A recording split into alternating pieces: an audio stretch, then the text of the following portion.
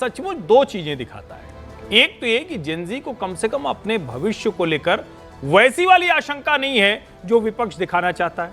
दूसरा, राहुल गांधी जब ये कहते हैं कि उनके मुद्दे कहां हैं, तो जेनजी उनको भी जरा ठेंगा दिखा रहा है। और मैं एक बात बहुत स्पष्टता से कह दूं, दुनिया के अलग अलग देशों में अलग अलग तरीके से क्रांति होती है। भारत में क्रांति का सिर्फ एक तरीका है, और वो तरीका है वोटर कतार में लगता है, मतदाता मतदान केंद्र पर पहुंचता है और वहां जाकर वो क्रांति करता है। अब आप उस क्रांति को एक्सेप्ट नहीं करना चाहते हैं।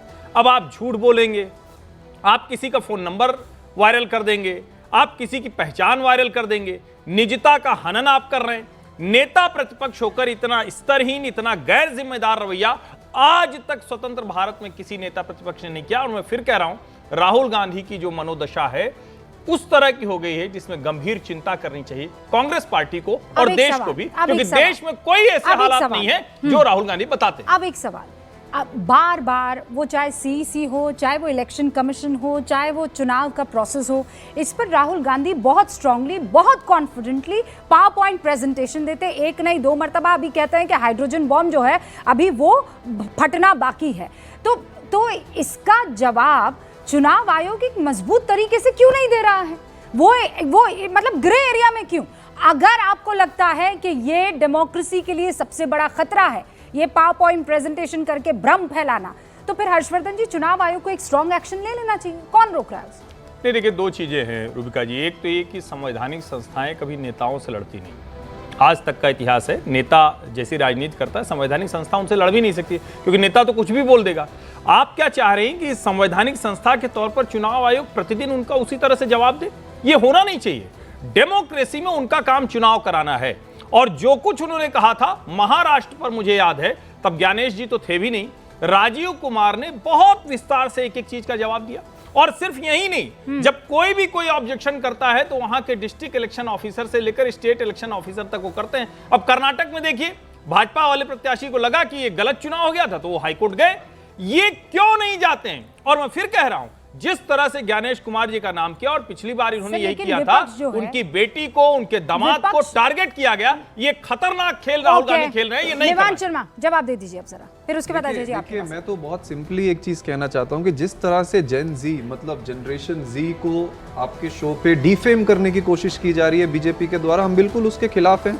जेन जी क्या है? जेन जी युवा है, हमारे देश का युवा जो 1997 से 2012 के बीच में पैदा हुआ, वो जेन जी है। उसको आप जेन जी कह लीजिए, उसको आप जनरेशन जी कह लीजिए।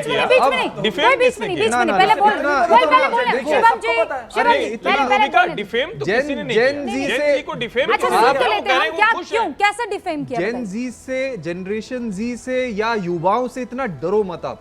क्यों डरते हैं ये बीजेपी वाले? क्योंकि ये वही युवा हैं, वही जेन जी है जो बता दीजिए डिफेम किसने किया? एक शब्द, एक लाइन तो बताइए। बात रखने का मौका दीजिए। तो मेरा ओपनिंग रिमार्क है, इनको बोलिए बीच में ना बोले, मेरे को कंप्लीट करने दीजिए। लेकिन आप गलत बात बोल के कह रहे हैं ना। आप क्यों युवाओं से नफरत करते हैं? भाजपा युवाओं से नफरत नहीं लगे हैं क्या? बोल रहा है। अरे भाई कमा रहा है तो खर्च करेगा।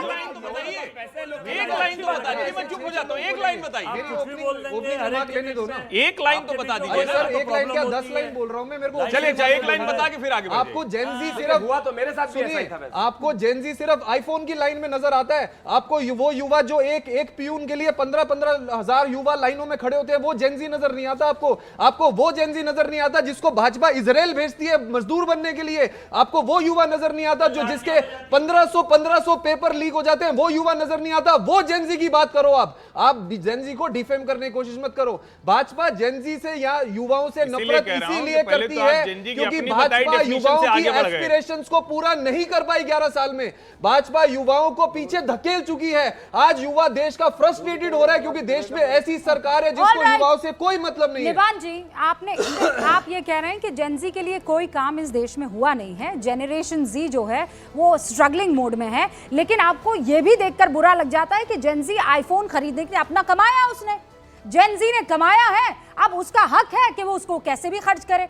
तो अगर लाइन लग रही है और वो आईफोन खरीद रही तो इसमें आपको दिक्कत क्या? आपको तो बहुत खुश अच्छी होना बात चाहिए। है, बहुत ये अच्छी तो बात है। ना। मैं तो कह रहा हूँ वो सारे युवा भाई तरक्की कर रहा है ना Gen Z। जो नौकरी के Gen लिए Z लाइन में तरक्की खड़े हैं हो। उनको वहां से निकाल के आप आईफोन की लाइन में खड़े अरे करो ये ना। क्या बात हुई है? आप आईफोन की लाइन में अरे खड़े करो, आईफोन हम की लाइन तो समर्थन लग करते ही हैं रही है आपका। ना। आपने कितने युवाओं भाई को एक नौकरी की Gen लाइन Z में से है। आईफोन की लाइन में किया? निवान आपका शर्मा, डेटा दो आप निवान आप शर्मा, अगर आप एक कुछ Gen हजार Z लोग है। अगर आईफोन लेने में खड़े प्लीज हुए नेपाल आप आईफोन की तस्वीरें सेल्स दिखाइए। निकाल दो आज निवान हमारे जी देश प्लीज में। चिल्लाने से नहीं होगा ना। हमारे देश मैं में आपसे ज्यादा आईफोन की तेजी सेल्स से निकाल चिल्ला दो आप सकती हूँ। और मैं आपको डेटा देता हूँ कितने युवा मैं नौकरी की ज्यादा लाइन में खड़े तेजी से आपसे चिल्ला सकती हूँ। मैं ये कह रही हूँ आपको बुरा लगा कि जेनजी वहां लाइन में कतार में खड़ी हुई है आईफोन खरीदने के नौकरी लिए के लिए। ये सुनकर नौकरी है ना? के लिए। अरे रुकिए रुकिए रुकिए उनको बुरा लगा कि रुकिए iPhone रुकिए कैसे रुकिए खरीद ले क्या रहा है आईफोन नहीं नहीं ये नहीं, कहा मुझे गया क्यों कि बुरा लगेगा? मैं तो आप कह रहा लोग हूँ, अपना मैं भी स्टैंड खरीदूंगा बदल अगर रहे लेके। कह रहे हैं हैं। आप युवा लोग iPhone अपना खरीद- स्टैंड बदल रहे हैं। नहीं बदल रहे, आपने बिल्कुल क्लियर कहा है। कि बिल्कुल नहीं बदल आपने रहे। कहा कि जेनजी इज वेस्टिंग।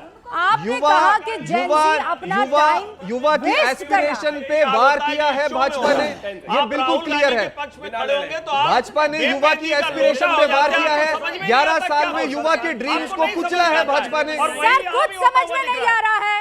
एक सेकंड मलूक नागर जी, जेनजी यहां जब राहुल गांधी कह रहे हैं, निवान शर्मा जी ने तो निबंध लिख दिया कि जेनजी कौन है। राहुल गांधी बेसिकली जेनजी कौन सा वाला है जिसको बाहर आने की वकालत कर रहे हैं या उसे वो प्रोत्साहित कर रहे हैं, वो जेनजी निवान शर्मा ने।